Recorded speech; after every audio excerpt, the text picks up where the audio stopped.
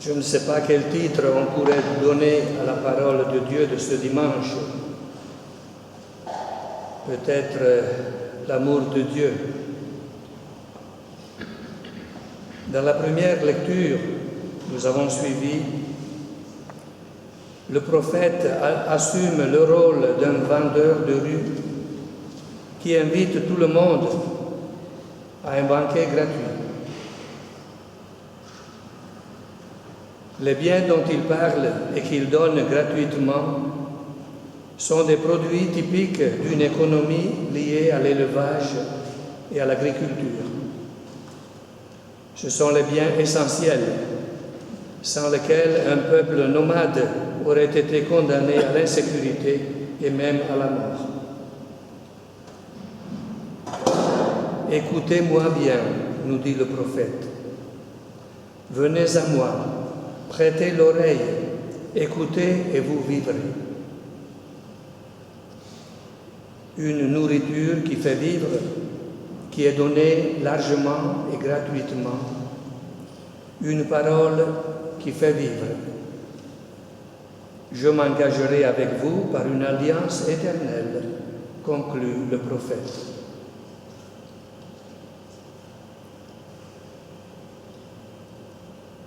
Les caractéristiques de ce que le prophète offre sont l'abondance et la gratuité. Et nous retrouvons cela dans l'Évangile que nous venons de lire. Jésus vient être informé de la mort de Jean. Il cherche un endroit solitaire. Peut-être qu'il veut avoir la chance de pleurer son ami qui vient d'être tué. Nous avons suivi cela hier dans l'Évangile. Mais voilà que la foule le précède et se fait trouver là où il se dirige. Moi, je n'aurais pas été content de trouver la foule à cet endroit-là, que j'avais choisi pour aller me reposer, pleurer mon ami, être à l'écart, avoir quelques minutes pour moi seul. Mais Jésus, lui, il est pris de compassion en voyant cette grande foule.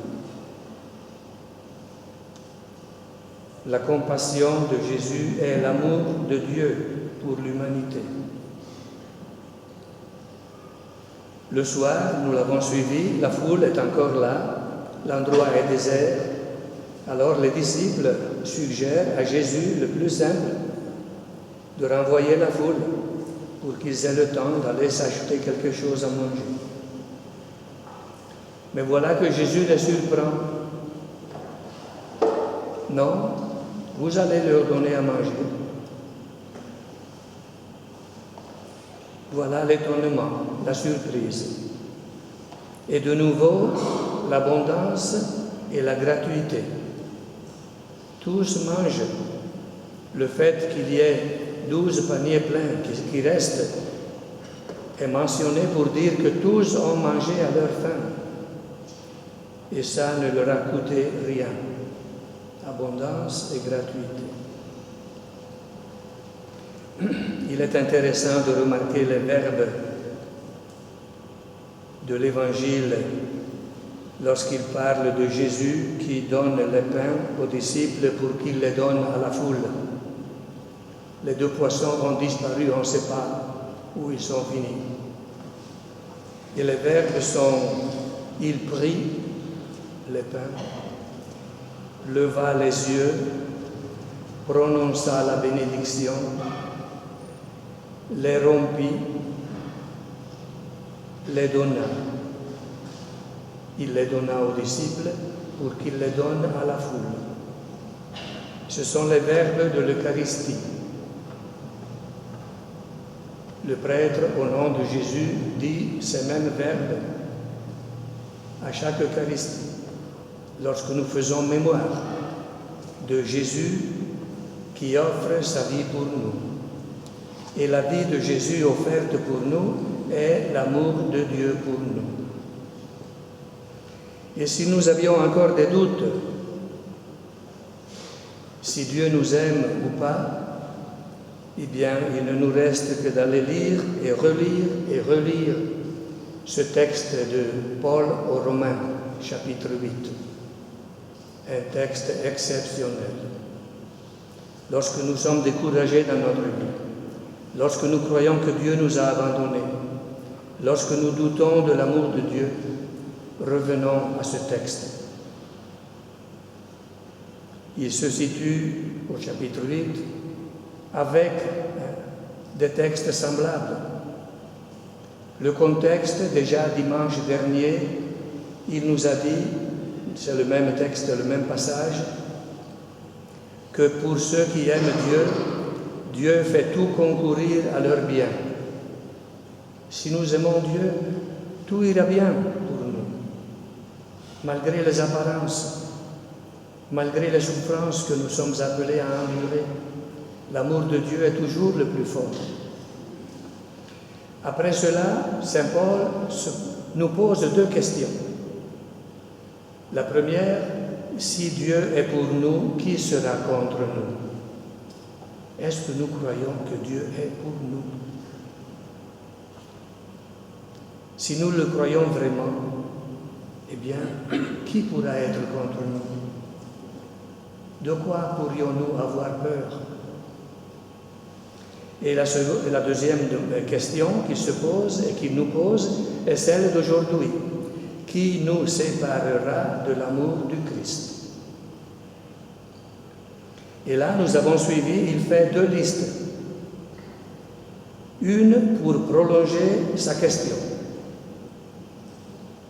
Qu'est-ce qui peut nous séparer de l'amour du Christ? La détresse, l'angoisse.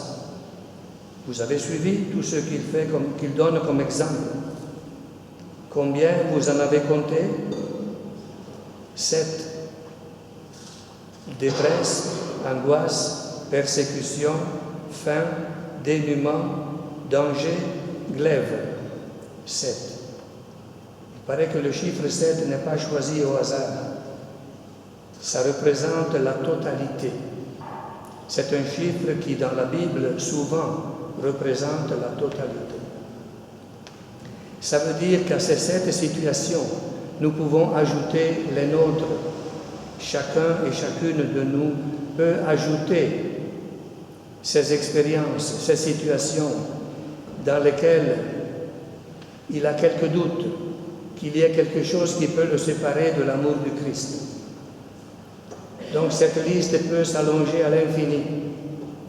Et devant chaque exemple, nous pouvons dire non, cela ne peut pas me séparer de l'amour du Christ. Cet amour qui nous a été révélé dans la passion et dans la mort de Jésus, qui a livré sa vie pour nous.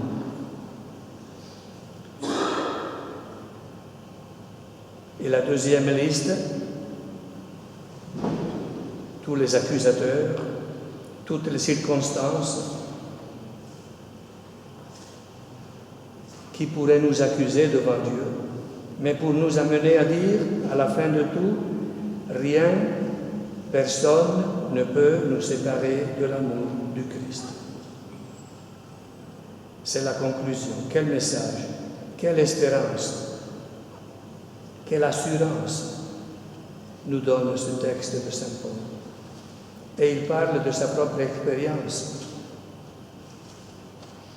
Vers la fin de sa vie, il aura un moment où il va s'exalter un peu. Il fera une liste interminable de dangers qu'il a couru à cause du Christ. Eh bien, aucun de ces dangers ne l'a séparé de l'amour du Christ. Que ce soit ainsi pour nous aussi, pour chacune de nous, dans nos vies, au-delà des apparences de souffrance, de tristesse et même de mort, parce que la mort n'a pas eu le dernier mot sur Jésus et ne l'aura pas sur nous.